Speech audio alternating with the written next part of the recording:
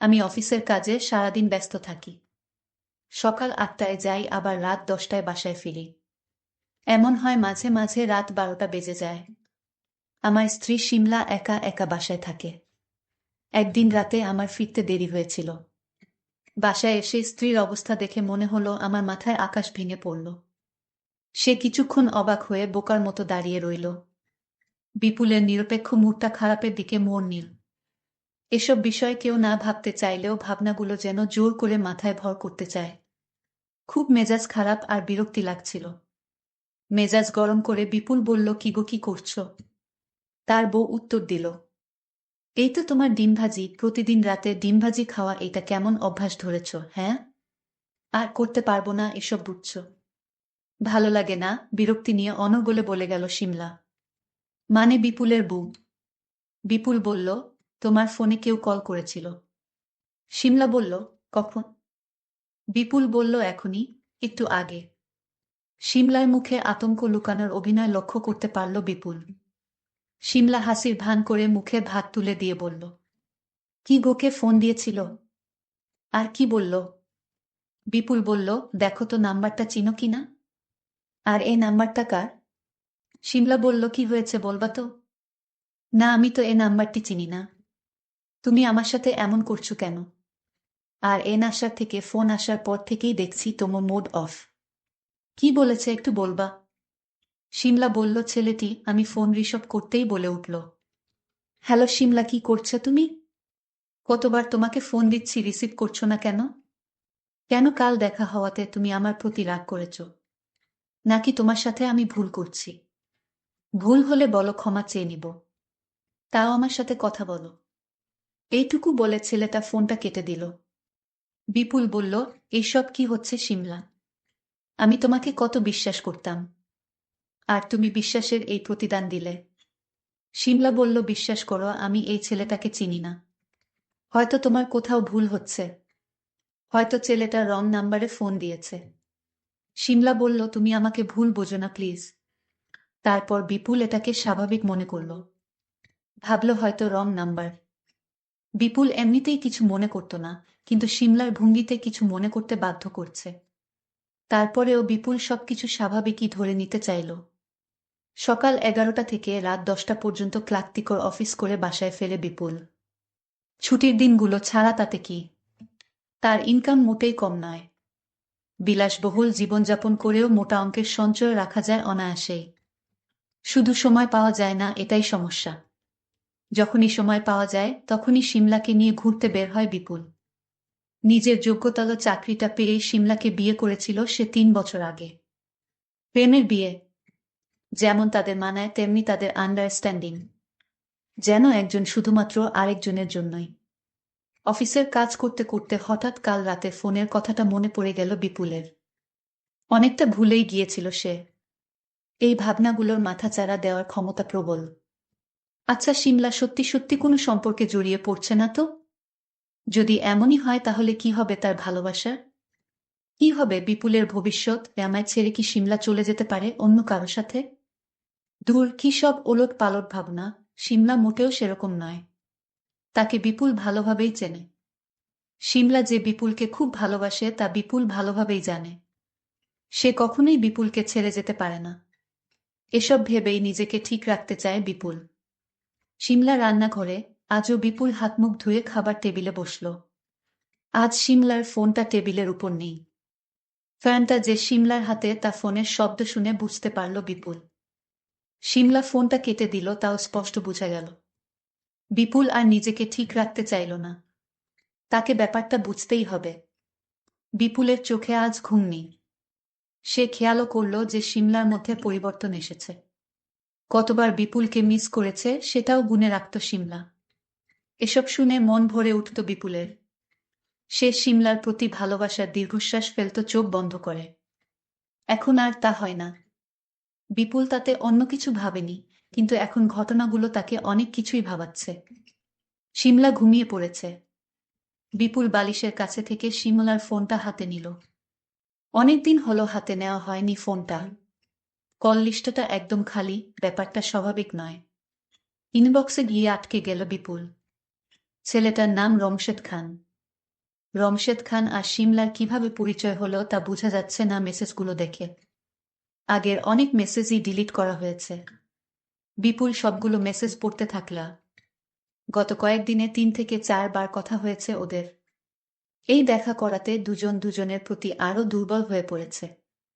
বিপুল সবচেয়ে অবাক হলো সেই মেসেজটা দেখে, যেখানে শিমলা রমশেদ খানকে বলেছে একদিন বাসায় এসে দেখে যাও, কত সুন্দর বাসা আমার স্বামীর। কিন্তু রমশেদ খান বাসাতে আসতে চায় না। সে চায় শিমলা যেন সবকিছু ছেড়ে তার কাছে চলে যায়। আর পড়তে পারছি না বিপুল। খুব সন্তর্পণে সেগুলো সরে দিতেই চোখ ভেঙে পানি আসলো বিপুলের। মায়াবী মুখটা ঝাপসা হয়ে যাচ্ছে। তবুও তাকিয়ে থাকতে ইচ্ছে করে। মোবাইলের মেসেঞ্জারে লেখাগুলো দেখে সারা রাত আর আমার ঘুম নেই। মনে মনে ভাবলাম, মানুষ কিভাবে এত অভিনয় পারে।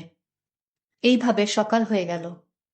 শিমলা বলল, কি ব্যাপার, আজ অফিসে গেলে না?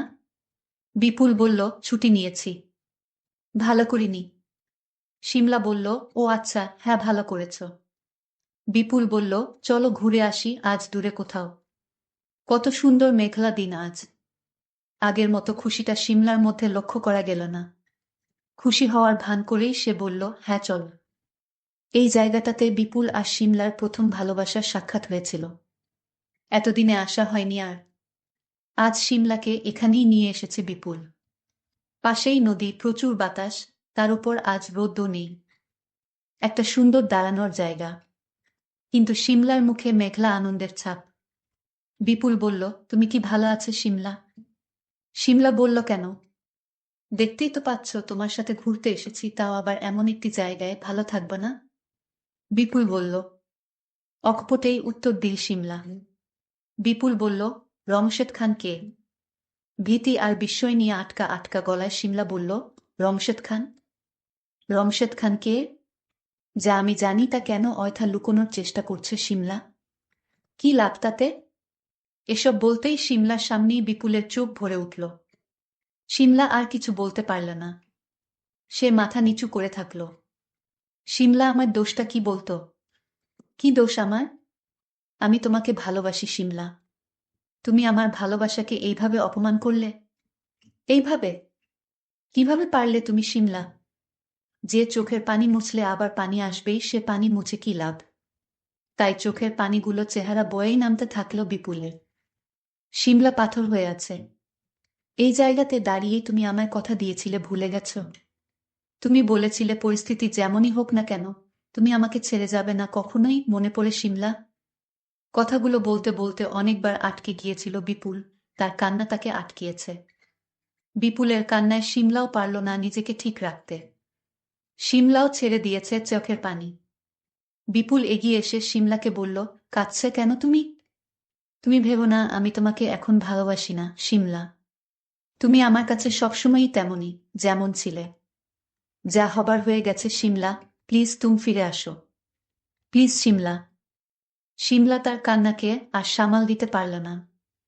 বিপুলের কাছে গিয়ে কেঁদে উঠল শিমলা।